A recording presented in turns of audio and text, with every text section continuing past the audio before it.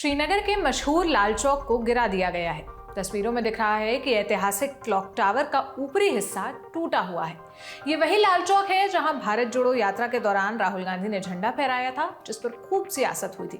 प्रधानमंत्री नरेंद्र मोदी ने भी 1992 में मुरली मनोहर जोशी के साथ वहां तिरंगा लहराया था। कश्मीर में 370 हटने के बाद जब पहली बार 26 जनवरी 2022 को लाल चौक पर झंडा फहरा, तब भी खूब सुर्खियां बनी। बताया गया कि ऐसा 30 साल बाद हुआ है। आज उसी क्लॉक टावर के टूटने की खबर आई। ऐसा क्यों हुआ वो आपको आगे बताएंगे, पर पहले आप उस रिपोर्ट का हिस्सा देखिए जो मेरे साथी अभिनव ने शूट किया था जब वो भारत जोड़ो यात्रा कवर करने के लिए कश्मीर गए थे। एक वक्त था जब यहाँ पे तिरंगा झंडा लहराना कितनी चुनौतीपूर्ण और मुश्किल की बात होती थी। एक वक्त वो भी याद आता है जब पंडित नेहरू देश के पहले प्रधानमंत्री इसी लाल चौक पर आते हैं, तिरंगा लहराया जाता है और भाषण दिया जाता है। यही वो जगह है जहाँ पर आम सैकड़ों की संख्या में, हज़ारों की संख्या में कश्मीरी थे, उनसे बात की जाती है।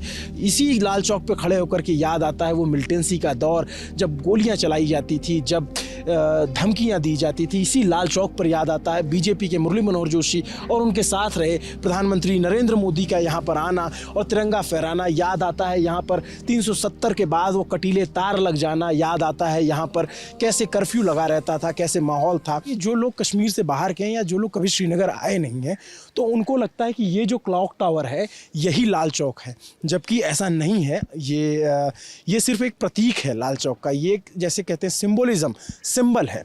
26 जनवरी के दिन या 15 अगस्त के दिन यहाँ पर झंडा फहराया जाता है। ये मेन घंटा घर है। बाकी ये पूरी एक बड़ी बाज़ार है। अगर मोन कैमरा घुमा करके दिखाएं तो इस पूरे इलाके को लाल चौक कहा जाता है। अगर हो सकता है कि मैं उधर खड़ा होकर के उस फ्रेम से वीडियो करूं और इस फ्रेम में आकर के मैं अगर यहाँ से शुरुआत करता कि मैं लाल चौक पे खड़ा हूँ, तो बहुत सारे लोग नहीं मानते। उनको लगता है अरे लाल चौक तो ऐसा नहीं दिखता, लाल चौक पे तो वो है। तो पहले मैं इस क्लॉक टावर की कहानी बता देता हूँ, फिर लाल चौक के नाम पर आता हूँ। ये क्लॉक टावर बना है 1980 में। बजाज इलेक्ट्रिकल्स ने इसको बनवाया था और ये वो घड़ी लगा दी गई और तब से जो है ये प्रतीक हो गया। लाल चौक एक सेंटर हो गया कि कोई भी बड़ी घटना हो तो लाल चौक उससे जुड़ता है, उससे जोड़कर देखा जाता है। श्रीनगर का एक जैसे आप सेंटर पॉइंट होता है, आप किसी शहर के बारे में जाए, जैसे दिल्ली का सीपी हो गया या आपके शहर का कोई किसी शहर का चौक होता है, वैसे ही ये लाल चौक है। ये सेंटर था। तो जो कम्युनिस्ट थे जिनका प्रभाव नेशनल कॉन्फ्रेंस में हुआ करता था उस दौर में, जब शेख अब्दुल्ला नेशनल कॉन्फ्रेंस के अध्यक्ष हुआ करते थे, तो एक नेता थे बीपीएल बेदी, कम्युनिस्ट लीडर माने जाते थे। और उनका एक तात्कालिक परिचय ये है कि जो एक्टर प्रोड्यूसर हैं कबीर बेदी, उनके पिता थे। उन्होंने इसका नाम रूस की क्रांति से प्रभावित होकर के रेड स्क्वायर रखा और फिर वो रेड स्क्वायर ट्रांसलेट होकर के लाल चौक हो गया। ये लाल चौक की कहानी और इस घंटाघर की कहानी हो गई। अब उस सवाल पर वापस आते हैं, आखिर इस ऐतिहासिक लाल चौक को तोड़ा क्यों गया?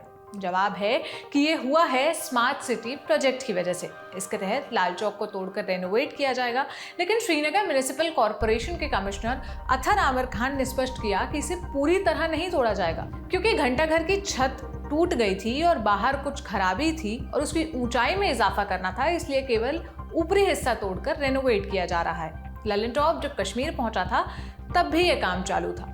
अभी आपको यहाँ कंस्ट्रक्शन दिख रहा होगा। स्मार्ट सिटी के परियोजना के तहत श्रीनगर को डेवलप किया जा रहा है, तो यहाँ पे कंस्ट्रक्शन का काम चल रहा है।